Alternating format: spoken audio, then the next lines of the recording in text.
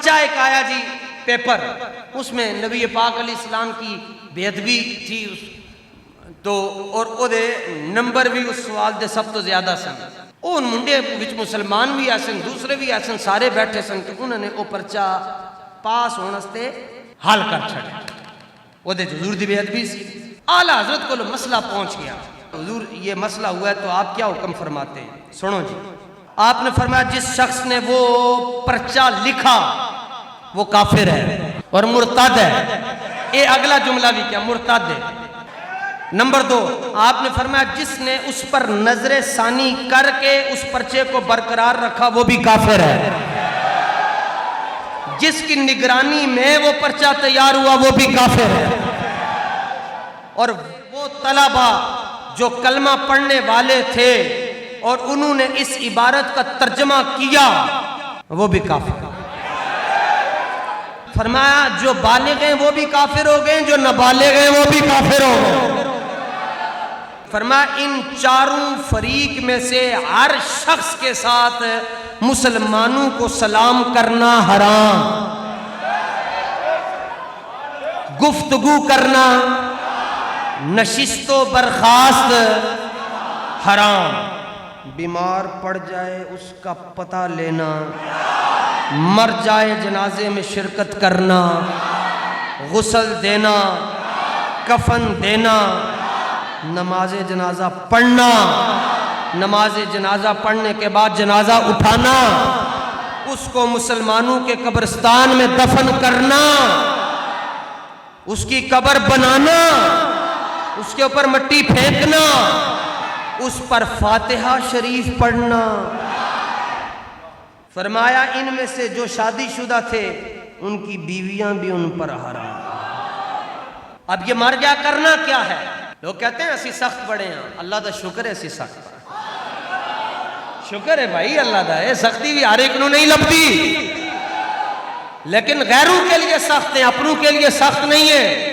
اللہ تعالیٰ نے سورہ مجادلہ دی آخری آیت وچ فرمایا حبیب جڑے تواڈے نال پیار کردے ہیں تواڈے دشمناں دے نال کدی بھی پیار نہیں کر سکدے۔ صدیق اکبر نے پیو نو چنڈ مار چھڈی، ابو عبیدہ بن جراح نے پیو دی دھون لا چھڈی، پتر آپ دا کہنے لگے ابو بکر صدیق رضی اللہ تعالیٰ عنہ جدوں مسلمان ہویا کہ ابو جی میدان بدر دے اندر میرا تہاڈا آمنا سامنا ہویا، تسی میری تلوار دی ذاتی چاہتے میں تلوار انج کر کے اتنے لے گیا بھائی میرا پیو ہے۔ آپ نے فرمایا تو سے جو تلوار نو انج لے گیا ہے، اگر جے تو میرے سامنے آ جانا میں تیری توڑ لا کے رکھ چھڑنی سی۔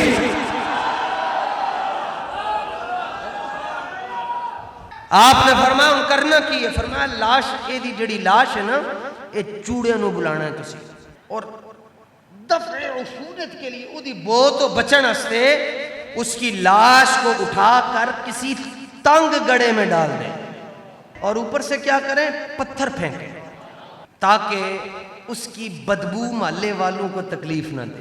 یہ اعلیٰ حضرت ہیں۔ تو اسی لیے تو پھر وہ جو حدیث میں پیش کر رہا تھا بات تو وہاں سے چلی، اعلیٰ حضرت نے اسے حدیث کو نقل کیا، وہ فرشتہ کھڑا ہوتا ہے حضور کی بارگاہ میں اور پوری روئے زمین سے حضور کا جو غلام ادب اور محبت کے ساتھ درود پاک پیش کرتا ہے وہ جا کے سرکار کی بارگاہ میں کہتا ہے یا رسول اللہ ھذا فلان ابن فلان کذا صلی علیکہ، کہ حضور فلاں بن فلان ابھی، لفظ موجود ہے حدیث کے، ابھی آپ پر درود و سلام کا تحفہ اور نذرانہ پیش کیا ہے۔ الصلاۃ والسلام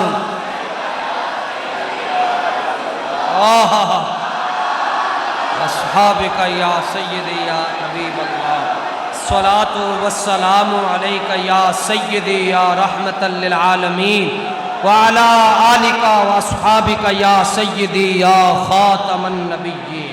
اور لفظ سنیں، سرکار نے فرمایا فلا یصلی علی احد الی یوم القیامہ، قیامت کی صبح تک میرا کوئی غلام جدوں ہی میرے اتے درود پڑھتا ہے تے اے فرشتہ او دا بھی نام لیندا ہے تے او دے پیو دا بھی نام پیش کرتا ہے۔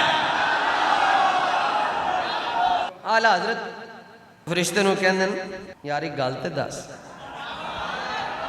جی حکم فرماؤ آلہ حضرت آلہ حضرت کہندے یہ حدیث شریف میں پڑھی ہے یہ رجال بھی صحیح ہیں تے حدیث دیاں بڑیاں بڑیاں کتاباں چ لکھی ہے کہ کوئی درود پڑھتا ہے تو تم اس کا بھی نام حضور کو سناتے ہو اور اس کے والد کا نام، کدی میرا بھی لے آئی، کدی میرا نام بھی لے آئی حضور دی بارگاہ کہ حضور احمد رضا بن نقی علی خان ہے، تے جے تمہیں گل دس چھڈیں گا نا تے پھر میں یہ تحفے تینوں کی دواں گا، تینوں پیسے دی تو لوڑ ہے کوئی نہیں۔ اعلیٰ حضرت فرماتے ہیں جامی دہم، میں تین اپنی جان دے چھڈا گا، جامی دہم در آرزو ہے قاصد آخر باز گو، بس ایک باری میں نے سوال دا جواب دے دے میں تینوں نظرانے چ اپنی جان دے دیاں گا۔ اگو فرشتہ صاحب کی کہندن او قبلہ تہاڈا نام تے پتہ نہیں میں کتنی واری لے چکیاں، اے پوچھو کہ حضور تہاڈا نام کیویں یاد فرماتے ہیں، حضور آپ کے ساتھ کتنی محبت فرماتے ہیں۔ اچھا حضور مجھے یاد کرتے ہیں، میں تو ویسے کوئی کیوں پوچھے تیری بات رضا، ان کا نہیں حضور یاد کرتے ہیں۔ پھر اعلیٰ حضرت کہتے ہیں اچھا ہو نہ ہو میرا ذکر ان کے حضور میں ہوا، ورنہ خوشی میری طرف دیکھ کے مسکرائی کیا۔